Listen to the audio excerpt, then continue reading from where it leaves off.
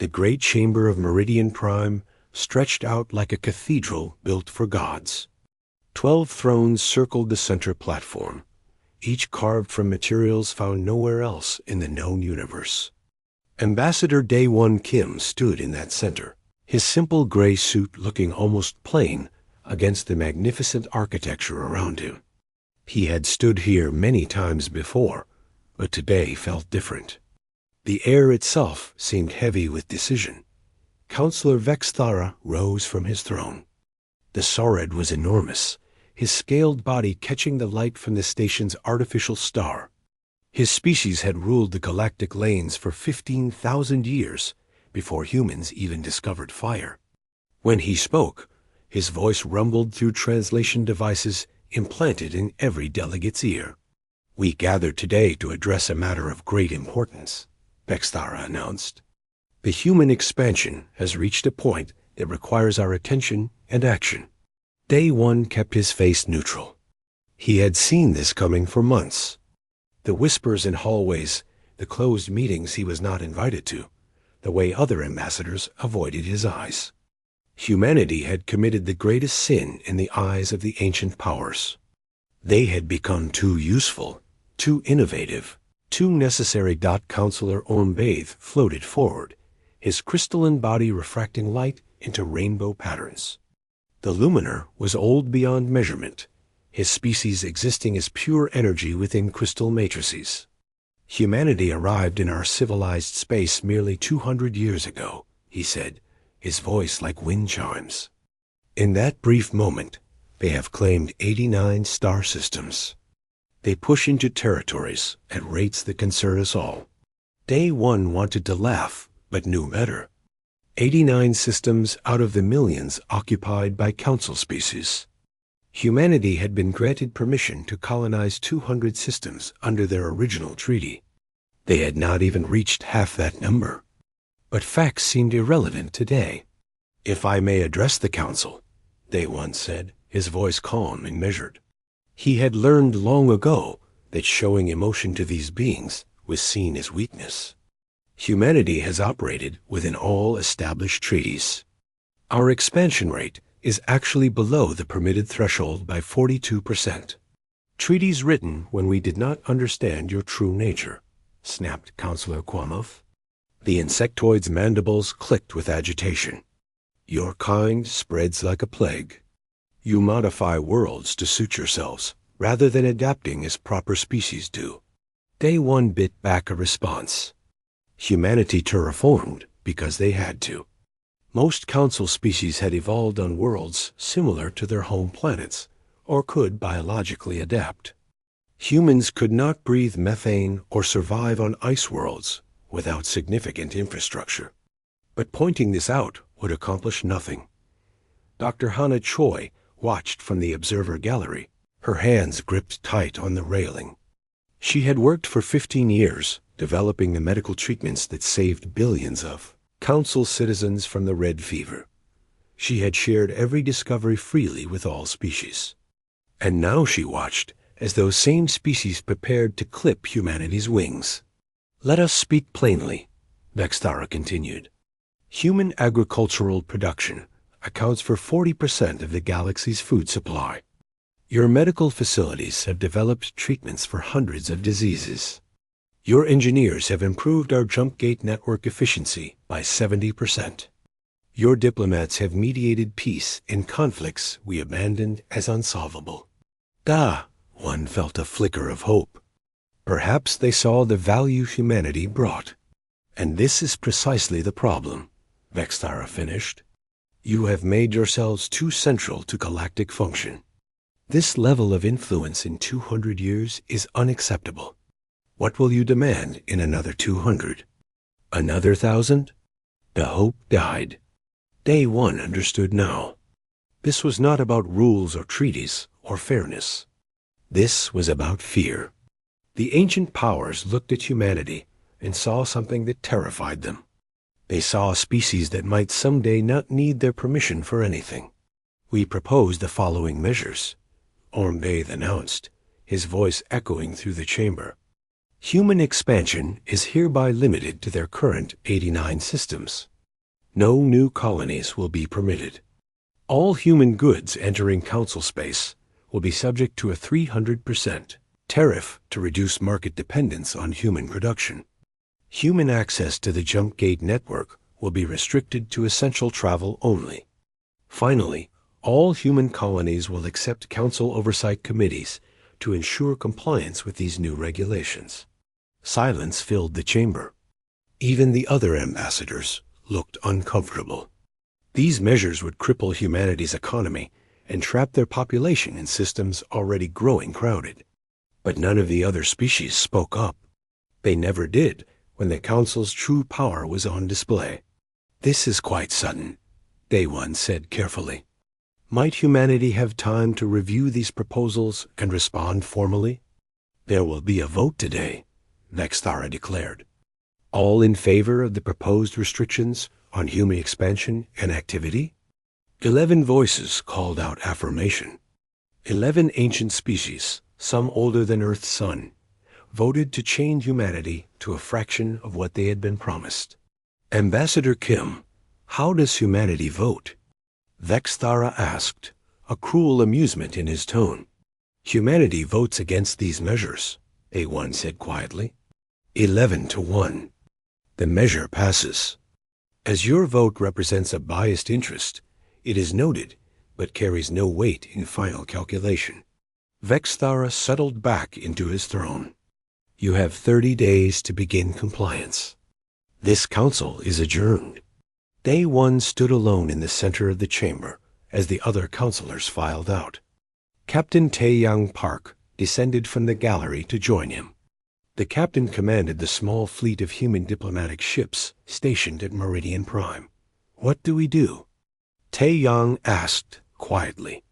Day One looked up at the empty thrones, at the monument to power and certainty that these beings had built.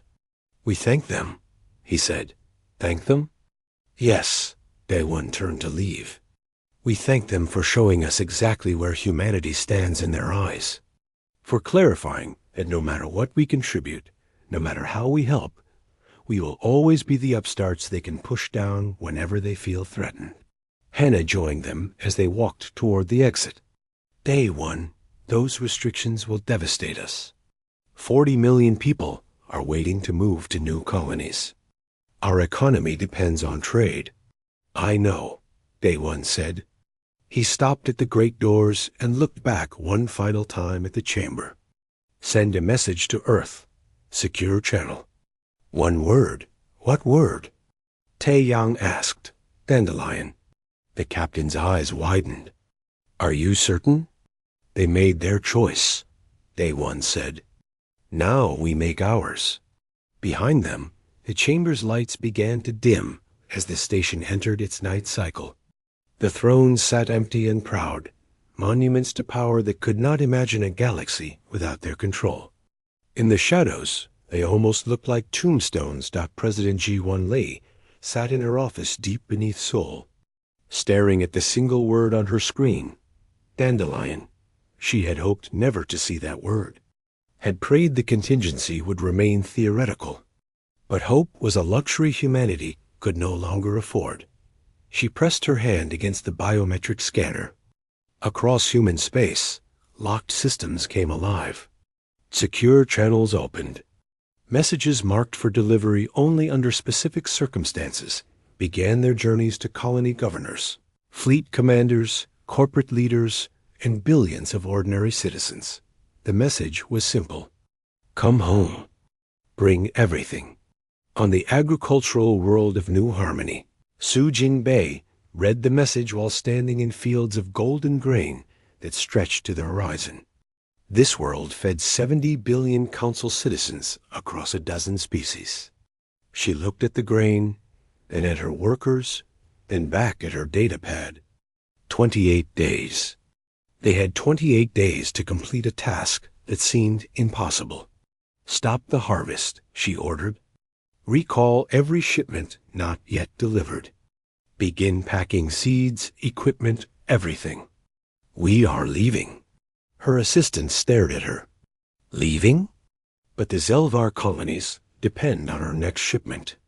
They'll starve without it. They should have thought of that before voting to restrict our expansion, Sujin said quietly. Send messages to all our customers. Explain that due to new regulations, we can no longer guarantee delivery. Wish them well. Then get our people ready to move. Similar scenes played out across 89 star systems. In the Solari shipyards, engineer Min Seo Han supervised the dismantling of production facilities that built 70% of Council Space's transport vessels. The yards had employed 300,000 humans and twice that many aliens from other species. What do we tell the alien workers? Her supervisor asked. Tell them the truth, Min Seo said, watching as massive construction frames were broken down into components light enough to transport. Tell them that humans are leaving and the shipyards will close. They're welcome to try running them without us, but we're taking our designs and our trained personnel. The alien workers gathered in confused groups as humans moved with efficient purpose around them. Some protested. Some begged them to stay. But the humans had received their orders and understood what they meant. The galaxy had made its choice. Now humanity would make theirs. Dr. Hana Choi stood in the research facility on Meridian Prime, looking at 20 years of her life's work. The medical database she had built was used by every hospital in Council Space. Treatments for 300 diseases, surgical techniques, diagnostic algorithms. All of it available to any species who needed it. She pressed delete.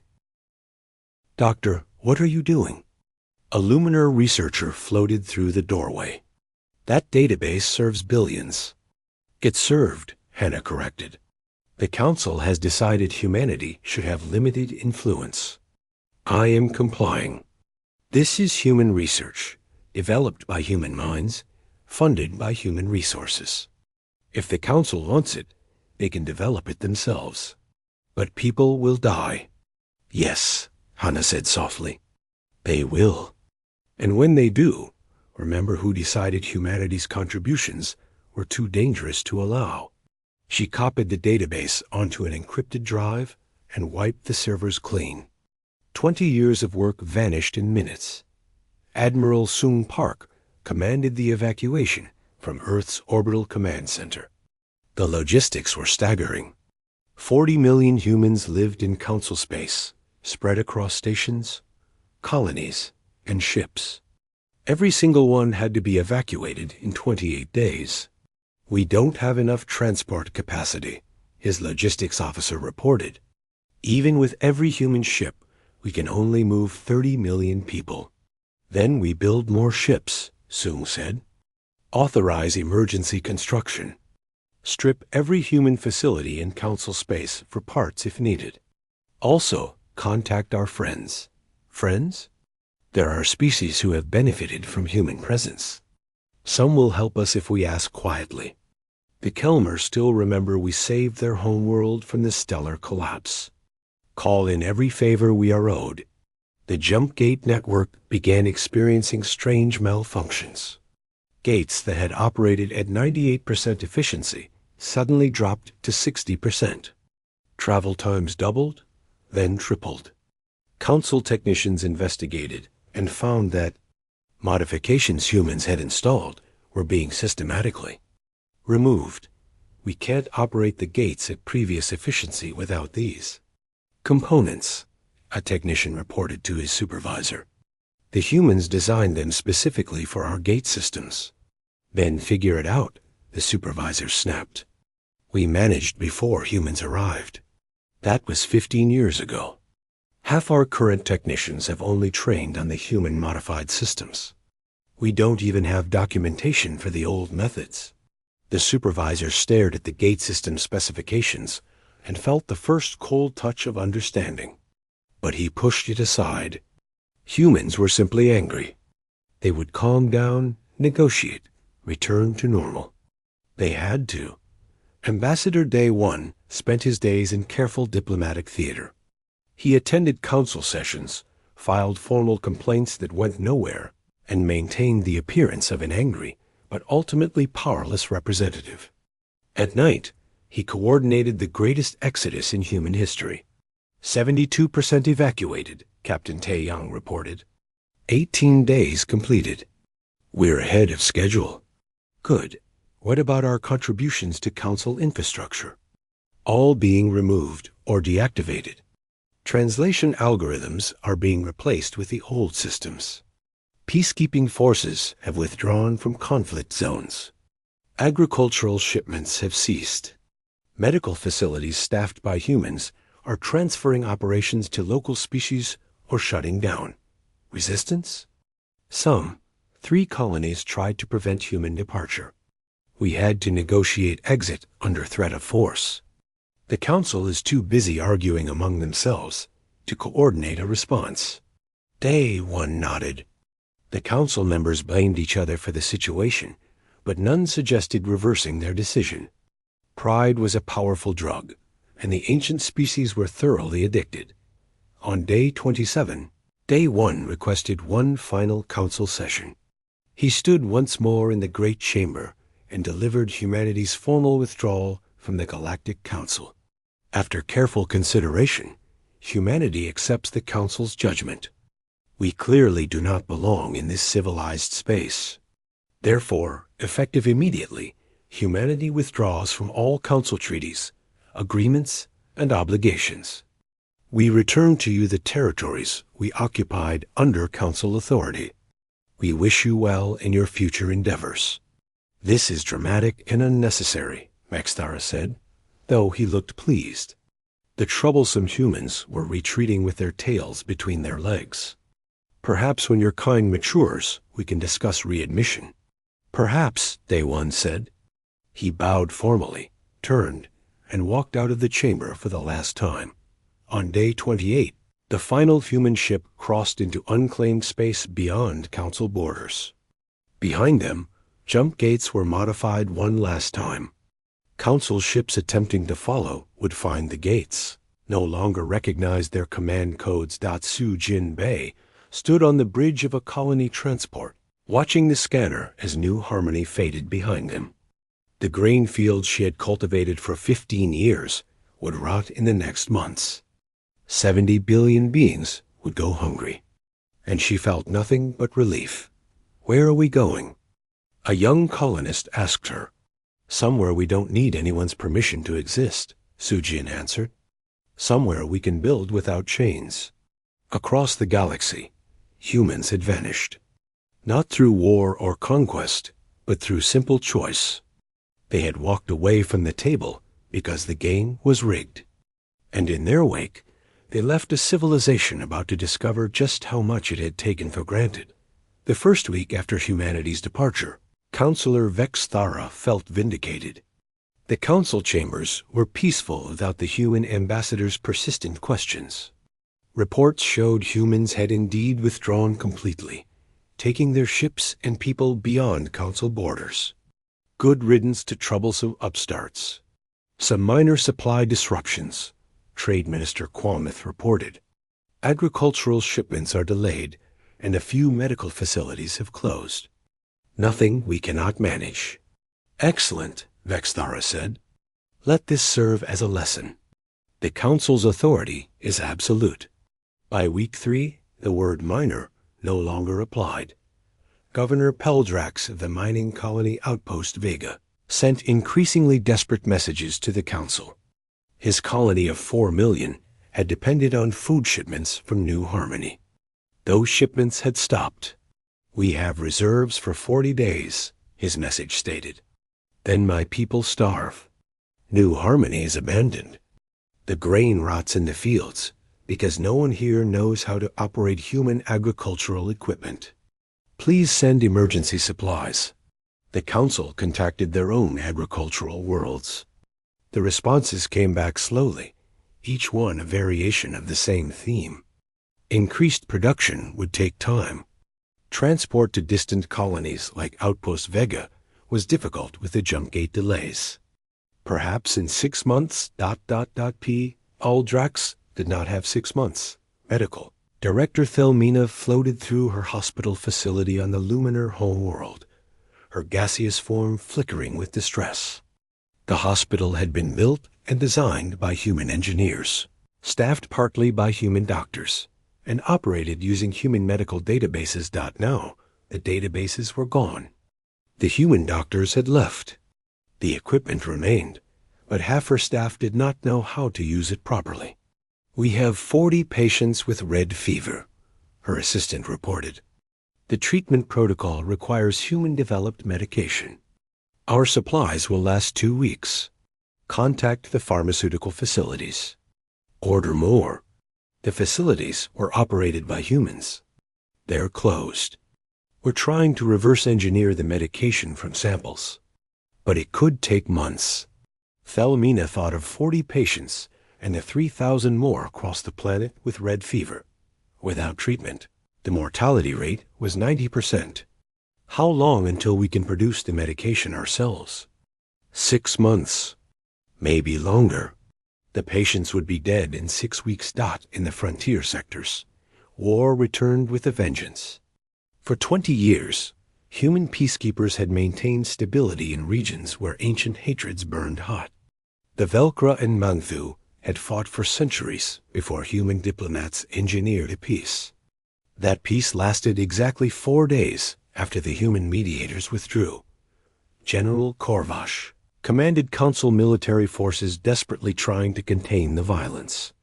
His ships were stretched thin, and the conflict was spreading. "We need reinforcements," he told the Council. "The situation is deteriorating rapidly. Recall forces from the northern sectors," Vexthara ordered. "Those forces are already committed to conflicts in their own regions."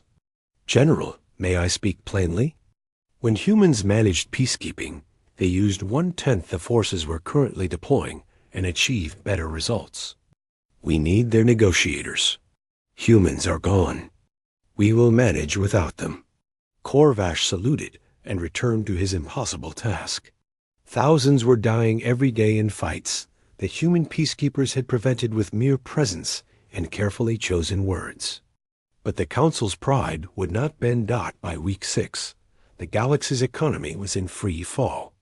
Human credit certificates had backed 40% of all galactic trade. When humanity withdrew, they dissolved those certificates. Currencies crashed. Trade routes that had operated for millennia ground to a halt. Qualmoth presented the economic reports to the Council, his mandibles clicking nervously. "We face a liquidity crisis unprecedented in recorded history. Multiple species are experiencing financial collapse. There have been riots on 17 worlds. Implement emergency economic measures," Ormbaith said. "This is temporary disruption. Markets will stabilize." But the markets did not stabilize. Traders who had built their businesses on human agricultural products had nothing to sell.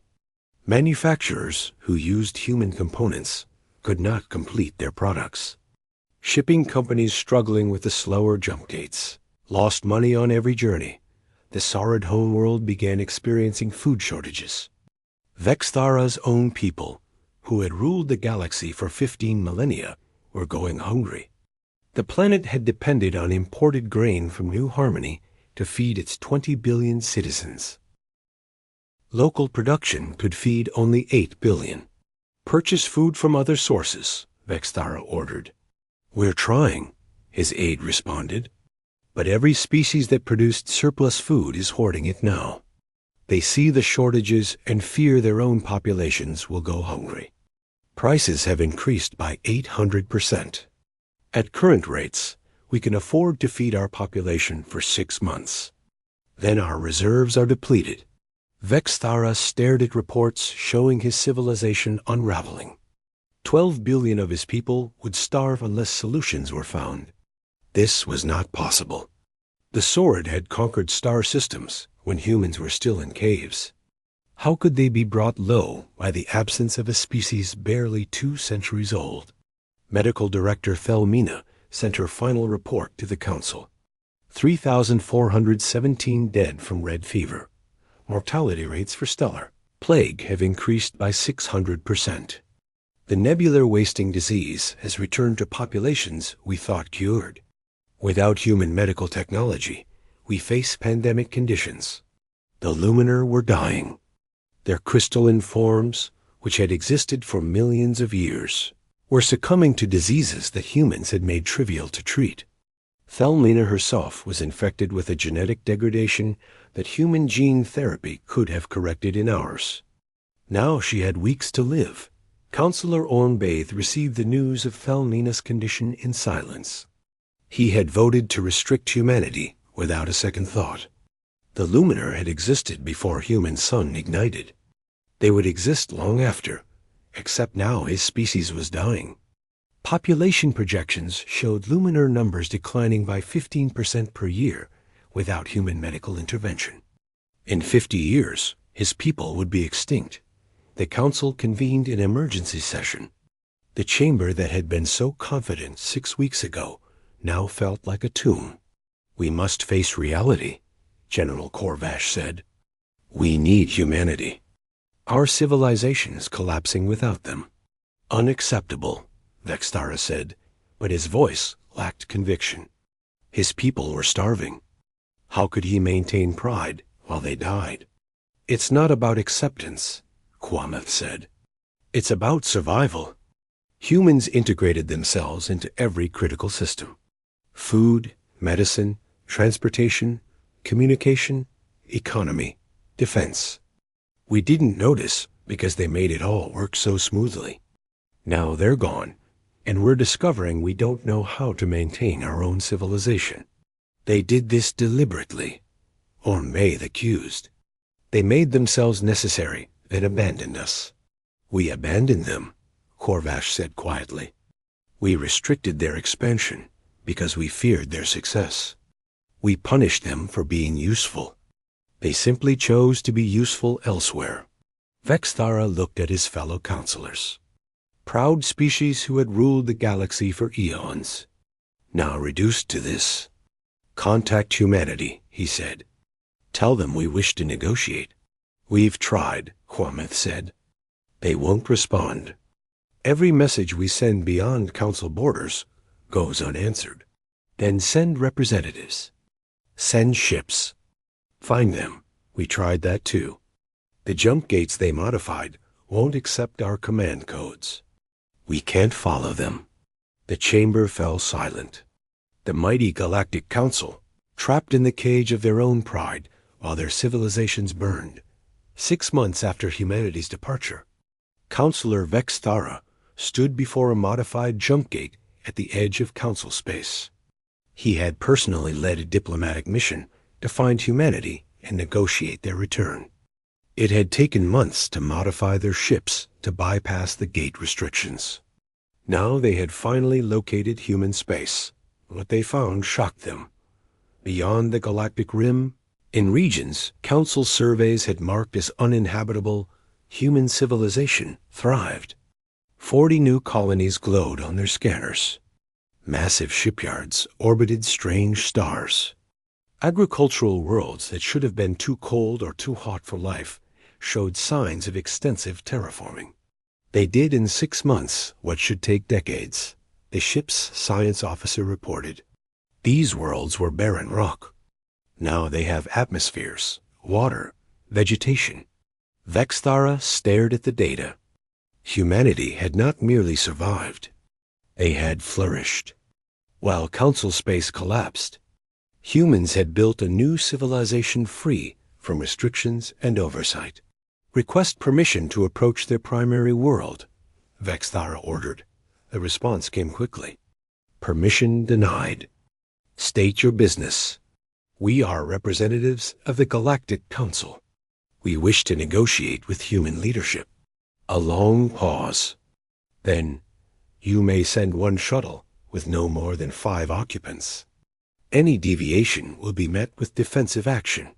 Vexthara took a shuttle down to the planet humans called New Terra. As he descended through the atmosphere, he saw cities that seemed to grow organically from the landscape. Technology and nature integrated in ways council species had never achieved. His people had built monuments to their power. Humans built homes, Ambassador Hyan-Woo Yoon met them in a simple conference room. The ambassador was young by human standards, with eyes that held no warmth. Beside him sat President Ji-Won Lee, Admiral Sung Park, and Dr. Ba Ra-song, humanity's leading scientist. "Welcome to New Terra," Hyan-Woo said. His tone made the welcome sound like a threat. "You have traveled far to find us." "We have," Vexthara said. He had prepared speeches, diplomatic language, careful negotiations. But looking at the humans' cold faces, he abandoned all of it. "We need your help. Our civilizations are dying." "We know," Ji-Won said. "We monitor council space. 4 billion dead so far, we estimate. Starvation, disease, war. Quite tragic." Her tone was clinical, detached. Vexthara realized with horror that humanity had been watching their collapse and done nothing. "You watch us die and offer no aid?" Orm-Bathe demanded. The Luminar had accompanied Vexthara, his crystalline form flickering with illness. "You watched us be restricted and humiliated and offered no support," Gaing-Won replied. "You voted to limit our expansion, destroy our economy, and place overseers on our colonies. Did you expect us to thank you?" "We made a mistake," Vexthara said. The words felt like broken glass in his throat. "We underestimated humanity's importance to galactic stability. We acted from fear rather than wisdom. We were wrong." The humans exchanged glances. Dr. Biora leaned forward. "What specifically do you want from us?" "Return to council space," Vexthara said. "Resume your agricultural production, medical services, peacekeeping operations. Help us rebuild what has been lost. In exchange, we will rescind all restrictions. Humanity will have full council membership with equal voting rights." "No," Hyan-Woo said simply. "No?" Orm-Bathe's voice rose in disbelief. "We offer you everything you wanted. Full equality, unlimited expansion, complete integration. You offer us permission to help you," Admiral Sung said. "Permission to save you from your own mistakes. Permission to make ourselves useful again, so you can take credit for our work. We don't need your permission anymore." Vexthara felt the ground shifting beneath him. "Then what do you want?" President Ji-Won stood and walked to the window. Outside, human children played in parks, while construction drones built new structures in the distance. "We want nothing from you, Counselor. We are content here. We have room to grow, resources to develop, and freedom to build our civilization without asking anyone's permission." "Billions are dying," Vexthara said desperately. "Children, elderly, innocent beings who had no part in the Council's decision. You would let them perish to punish us?" The humans were silent for a long moment. Finally, G1 turned back to face them. "We will offer humanitarian aid," she said. "Basic food supplies, essential medicine, medical training for your personnel. Enough to prevent total collapse while you rebuild your own infrastructure." Hope flared in Vexthara's chest. "Thank you. We, on our terms," G1 continued, and the hope guttered. "Aid will go only to species that formally acknowledge their debt to humanity. Each species must issue a public statement admitting that human contributions were essential to their civilization and that human withdrawal was a direct result of Council actions. They must apologize." "You want us to humiliate ourselves," Orm-Bathe said. "We want you to tell the truth," Hyan-Woo corrected. "Your pride caused this crisis. Your pride makes it difficult to resolve. We are offering you a choice. Survive with your dignity wounded, or die with it intact. And if we accept these terms, you'll return to Council space." "No," G1 said. "We'll provide aid, but we're not returning. That civilization failed us. We're building a better one." Vexthara looked at his fellow counselors. They had come so far, humbled themselves so much already. But to make public confession of their failure? The Saurid had never apologized to anyone in 15,000 years. "I need to consult with the full council," he said. "You have 1 week," Haiyan-Wu said. "After that, the offer expires. We have our own civilization to build." The diplomatic mission returned to council space with humanity's terms. The debate that followed was bitter. Some counselors refused outright. Better to die than admit weakness. Others saw no choice. Their people were suffering. 5 species accepted humanity's terms within 3 days. The Kellner, who remembered humanity saving their home world. The Dulvar, whose economy had completely collapsed. The Vikrin, whose children were dying of preventable diseases. The Maradi, pragmatic traders who knew a good deal when they saw one. And the Quellan, who had always quietly admired human innovation. These 5 species issued public statements acknowledging humanity's contributions and apologizing for the Council's actions. Historians would later mark these statements as the beginning of the Old Order's end. Within hours of the apologies, human aid ships arrived at their systems. Food, medicine, and most importantly, human advisors who taught local specialists how to maintain the infrastructure humanity had built. Governor Peldrax of Outpost Vega stood in his colony's main square as the first human aid ship landed. His people cheered. They had been 48 hours from complete starvation. "Why did you come back?" he asked the human aid coordinator. "We didn't come back," the human corrected. "We came to help." There's a difference. The other 7 council species watched their former partners recover while they continued to struggle. Pride was expensive, and the price was paid in suffering. Counselor Vexthara sat alone in the great chamber, staring at empty thrones. 5 species had left the council to join humanity's new alliance. 2 more were on the verge of extinction. His own people rationed food while their leaders argued over apologies. He thought of his grandson, 6 years old, whose growth was stunted from malnutrition. He thought of his sister, dying from a disease humans could cure in hours. He thought of the pride that had brought them to this moment, and he made his decision. 2 years after humanity's departure from council space, President G1 Lai stood before the largest gathering of species the galaxy had ever seen. The location was symbolic. Not Meridian Prime, seat of the old council's power, but Unity Station, a massive structure built jointly by humans and their new partners. She looked out at representatives from 23 species, 5 who had immediately accepted humanity's terms, 6 more who had eventually swallowed their pride, 12 who had never been part of the council but had watched humanity's departure and its aftermath with great interest. And kneeling in the front row, Counselor Ormbathe of the Luminar. The ancient crystalline being had arrived 3 days earlier, requesting an audience. His species numbered only 4 million now, down from 40 million before humanity left. Genetic degradation was killing them faster than they could reproduce. Without human medical intervention, the Luminar would be extinct in a generation. Kai 1 had agreed to meet him publicly. Some had argued for privacy, for mercy toward a dying species. But G1 remembered standing in Meridian Prime's chamber while 11 species voted to restrict humanity. She remembered the casual contempt in their voices. This needed to be witnessed. Ormbathe's voice was weak when he spoke. The Luminar, who had once dismissed humanity as upstarts, now struggled to form words. "President Lee, I come before you on behalf of my people. We are dying.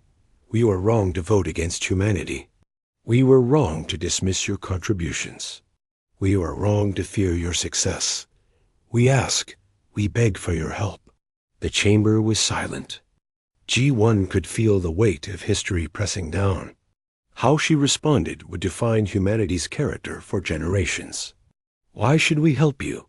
she asked. Her voice was not cruel, but neither was it kind. "You had chances. You could have spoken against the restrictions. You could have abstained from the vote.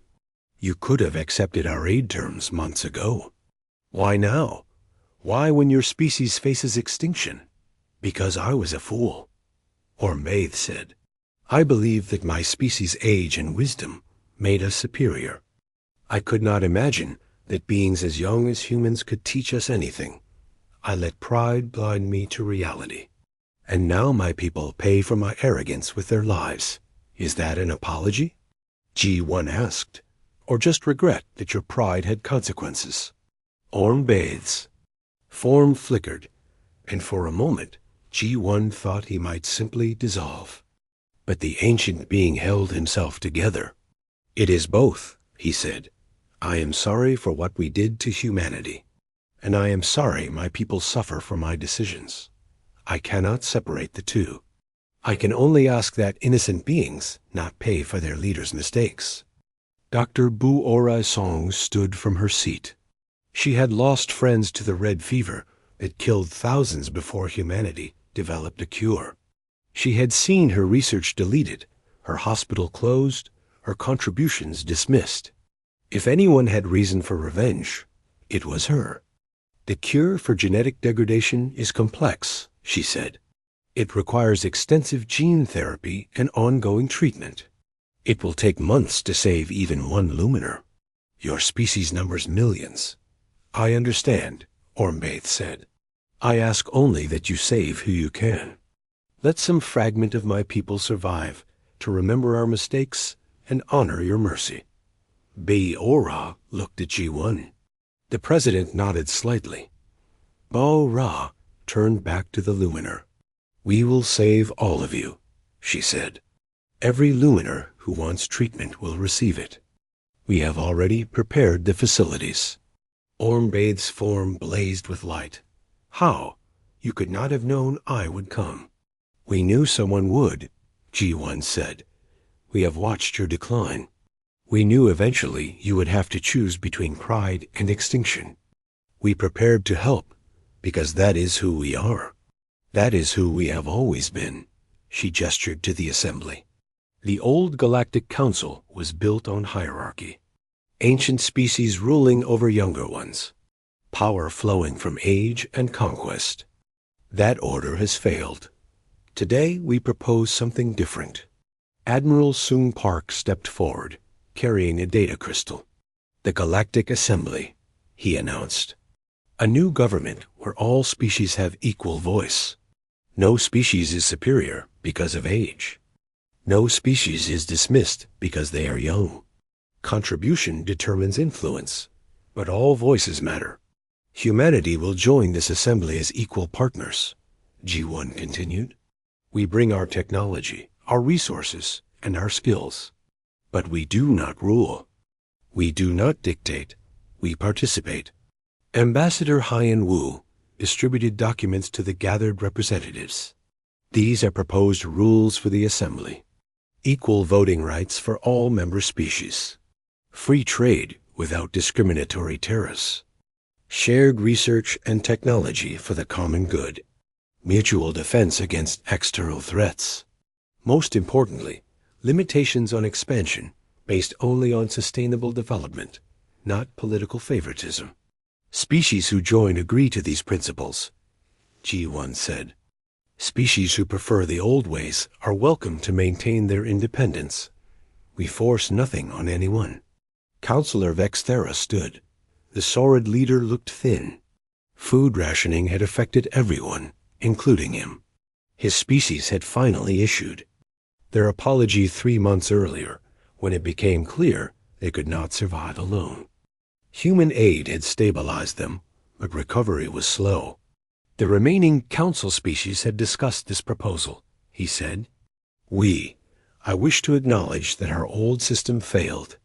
We built our power on fear and dominance. We punished success and rewarded obedience. When humanity showed us a better way, we saw only threat.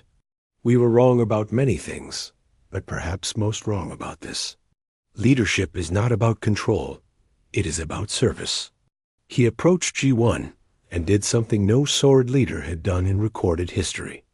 He bowed. We request membership in the Galactic Assembly. As equals, one by one, the other former council species approached. Some bowed, some offered formal salutes. All requested membership in humanity's new order.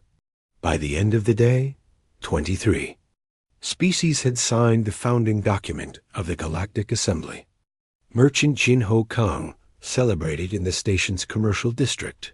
His trading company had collapsed when the council fell apart, but now he had contracts with 12 species for goods that moved freely across assembly space.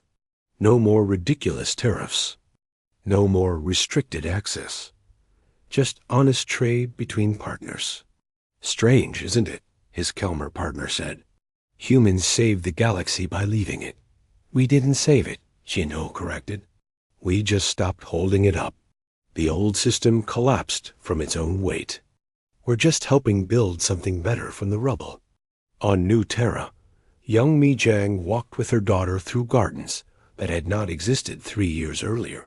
Her child had been born during the Exodus, in the uncertain months when no one knew if humanity would survive.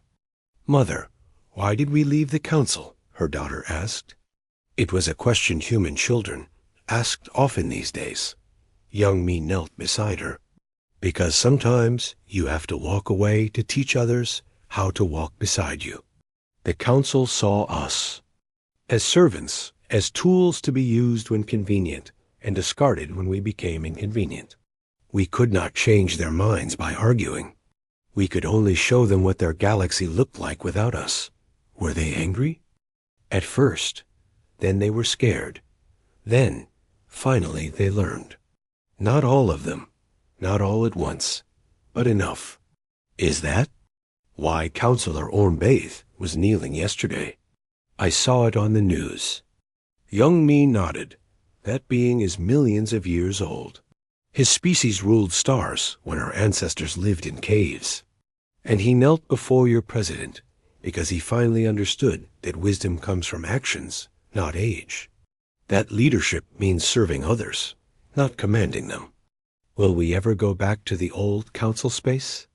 We don't need to, young Mi said, gesturing at the thriving city around them. We built something new, better. And those who want to join us can do so as friends and equals, not as rulers and subjects. President Ji-1 Lee stood in her office that evening, looking at status reports from across assembly space. Food production was recovering. Medical systems were being rebuilt. The wars in the frontier had ended through negotiation. Trade was flowing again. It had cost billions of lives to reach this point. The price of pride, paid by innocent beings who had simply lived in the wrong place at the wrong time. Was it worth it? Admiral Soong asked. He had come to deliver casualty estimates from the 2-year crisis. Guy 1 was silent for a long time. No, she finally said. Those people should still be alive. If the council had simply treated us as equals from the beginning, none of this would have happened. But once we were forced to choose between accepting abuse and walking away, I believe we made the right choice. We could have stayed and fought, and become the very thing we opposed. Beings who maintained their position through force. No, Admiral. We left because we knew the truth. The galaxy needed us more than we needed it. We didn't have to prove that through violence. We just had to let reality demonstrate it. She looked at the star map showing assembly space. Humanity's original 89 systems, plus the 40 new colonies, plus territories occupied by partner species. 300 star systems bound by choice rather than force. The old council ruled through fear for millennia. She said, we will govern through trust for as long as it lasts. And when our time ends, perhaps others will remember that power, based on contribution, is more enduring than power based on dominance. In the great assembly hall of Unity Station, workers removed the last throne from the old council chamber. It would be melted down, its materials repurposed for medical equipment. The new assembly had no thrones, just chairs, all identical, arranged in a circle, where every voice could be heard. The age of the Galactic Council had ended. The age of the Galactic Assembly had begun. And humanity, the young species dismissed as upstart troublemakers, had sparked a revolution not through conquest, but through absence. Sometimes the greatest power is knowing when to walk away. And sometimes teaching others to value you begins by showing them what life looks like. Without you, the galaxy had learned that lesson in blood and suffering. But it had learned. And in learning, perhaps it had finally grown up.